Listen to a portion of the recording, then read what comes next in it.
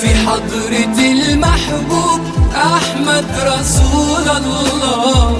میرے نبی نے فرمایا یا معاذ الا انبئک بملاک ھذا کلہ، معاذ میں تمہیں اس سارے دین کا خلاصہ بتاؤں؟ کہا جی ما ہوا، کیا ہے؟ تو مجھے دیکھو سارے. آپ نے اسے زبان نکالی، یوں پکڑا اور فرمایا کف ھذا، معاذ اس زبان کو قابو میں رکھنا. 90% انسانی اخلاق زبان سے جڑے ہوئے ہیں. گھروں کو، دلوں کو، رشتوں کو جوڑنے والی یہ زبان ہے. گھروں کو، رشتوں کو، قوموں کو توڑنے والی بھی یہ زبان ہے. ایک میٹھا بول دل خرید لیتا ہے اور ایک کڑوا بول سمندر کی کڑواہٹ سے بڑھ جاتا. میرے رب کی قسم، میٹھے بول کی مٹھاس پوری دنیا کے شہد کے ذخیروں سے زیادہ ہے، اور کڑوے بول کی کڑواہٹ 7 سمندر کی کڑواہٹ سے زیادہ ہے. اور میں یہ درد سے کہتا ہوں، نمازی ڈھونڈنے نکلو کروڑوں ملیں گے، روزے والے ڈھونڈو کروڑوں ملیں گے، حج والے ڈھونڈو کروڑوں ملیں گے، زکوٰۃ والے ڈھونڈو کروڑوں ملیں گے، علم والے ڈھونڈو کروڑوں ملیں گے، خانقاہوں والے ڈھونڈو کروڑوں ملیں گے، اخلاق والے ڈھونڈو، پھر جوتیاں چٹخا کے تھک ہار کے لوٹو گے، کوئی اخلاق والا ملے گا نہیں جسے زبان پہ قابو ہو، جو غصے کو پی سکتا ہو، جو اگلے کی سہ جائے، جسے جھکنا آتا ہو، جسے معاف کرنا آتا ہو، جس میں سچائی ہو، جس میں سخاوت ہو، جس میں دیانتداری ہو.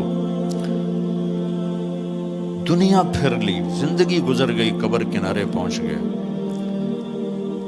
ہر صفت کی امت میں شان دیکھی ہے، اخلاق کی کمی دیکھی ہے، بہت کمی دیکھی ہے. عرب و عجم فقیر ہیں.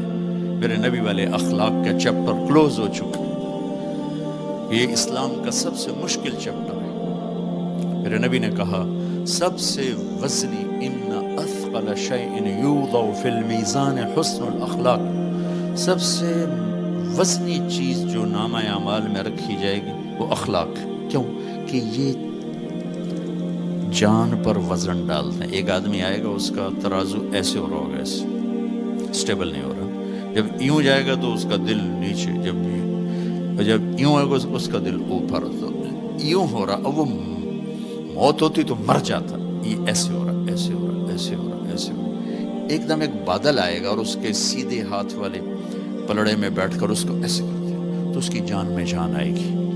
تو وہ فرشتے سے پوچھے گا، وہ بادل سے کہے گا یہ تیرے اخلاق ہیں جو آج تجھے بچا کے، یہ تیرے اخلاق. نماز نہیں کہا، روزہ نہیں، حج نہیں، زکوٰۃ نہیں، ذکر نہیں، تلاوت نہیں، کہ یہ تیرے اخلاق ہیں جو آج تجھے بچا کے. بھائیو، بازار میں جو چیز کم ہوتی ہے اس کا ریٹ زیادہ ہوتا ہے، جو زیادہ ہوتی ہے اس کا ریٹ کم ہوتا ہے. میرے نبی نے یہ جو ہمیں اخلاق کا سودا دیا ہے، یہ انسانی مارکیٹ میں ہے ہی کوئی نہیں. ہے ہی کوئی نہیں کا مطلب ہے بہت کم ہے. جو مرد عورت اسے لے لے گا بہت بڑی قیمت لگوا لے، بہت بڑی قیمت لگوا لے گا.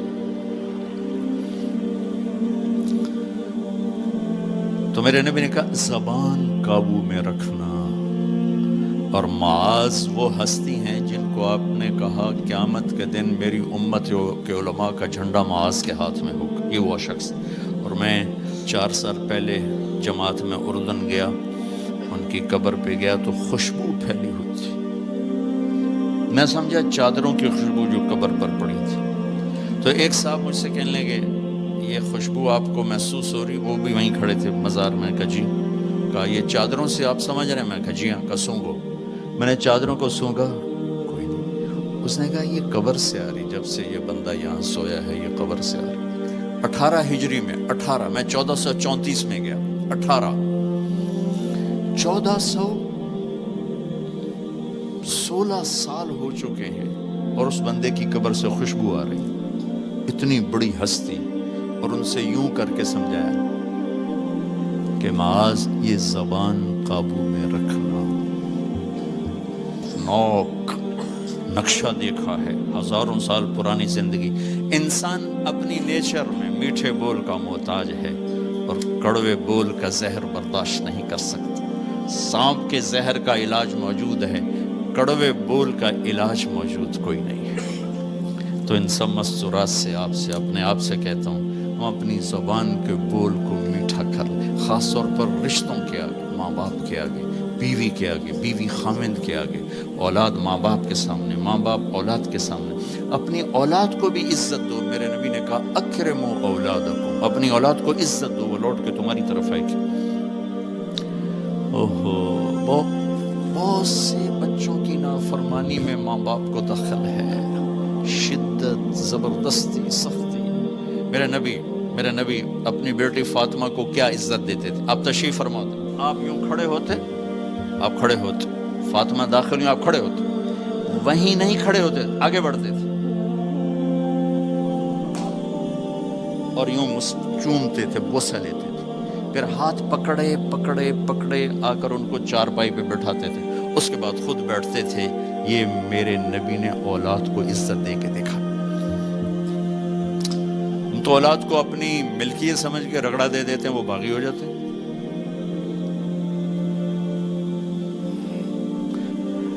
رشتوں میں زبان کا استعمال، تعلق میں زبان کا استعمال، یہ انسان کو اونچا اور نیچا کرنے والی بہت بڑی چیز.